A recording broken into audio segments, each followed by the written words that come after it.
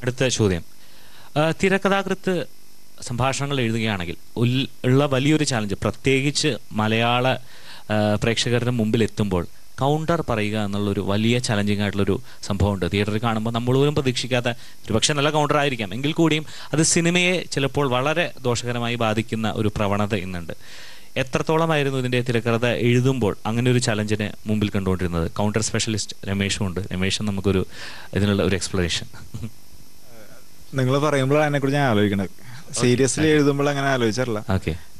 എനിക്കറിയില്ല ബാക്കിയുള്ളവർ എഴുതാൻ എങ്ങനെയാണെന്ന്. ഞാൻ കംപ്ലീറ്റ്ലി പുതിയ ആളാണ്. പക്ഷെ ഒരു എഴുതി തുടങ്ങുമ്പോൾ ഈ ക്യാരക്ടേഴ്സിൻ്റെ ഒരു ഇമോഷൻസ് നമുക്കുണ്ടാവും.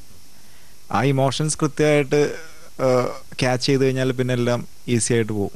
അപ്പം എനിക്ക് ദൈവാധീനം കൊണ്ട് അത് കൃത്യമായിട്ട് പറ്റിയിട്ടുണ്ട്. രമേശിനോട് ഉള്ളൊരു ചോദ്യം. അതിനെ കുറിച്ച് തന്നെ പറഞ്ഞാൽ വേറൊരു കാര്യം എന്ന് വെച്ചാൽ, ഞാൻ TV പരിപാടി ചെയ്തുന്ന സമയത്താണ് വളരെ സ്ലോ പേസിലായിരുന്നു പരിപാടി ചെയ്തിരുന്നത്. സാധാരണ മിമിക്രി അപ്പം ഒരു 100 കിലോമീറ്റർ സ്പീഡിൽ ഓടുമ്പോൾ ഇതൊരു 40 കിലോമീറ്ററിൽ ഓടിക്കൊണ്ടിരുന്നത്. സ്റ്റേജിലും അങ്ങനെ തന്നെയാണ് ഓരോ ആൾക്കാർ കൗണ്ടർ.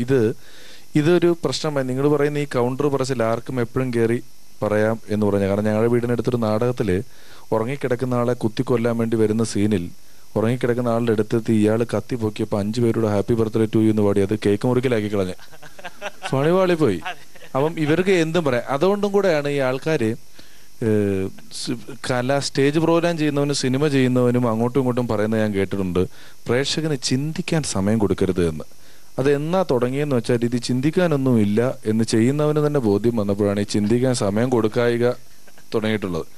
ഇമ്മാനുവലിനെ സംബന്ധിച്ചിടത്തോളം ഈ സിനിമ വിജീഷിൻ്റെ സംഭാഷണങ്ങൾ വളരെ സാധാരണ മനുഷ്യർ സംസാരിക്കുന്ന സാധാരണ സംഭാഷണങ്ങൾ പോകുന്നതിനിടയിലും ഞാൻ തിയേറ്ററിൽ ഇരുന്ന് കണ്ടിട്ടും ഒന്നും ആൾക്കാർക്ക് തിരിച്ച് കൗണ്ടറുകൾ പറയാൻ പറ്റുന്നില്ല. ഇവൻ സിനിമയ്ക്കുള്ളിൽ 100% പെട്ടിരിക്കുകയാണ്. വളരെ കൃത്യമാണ്.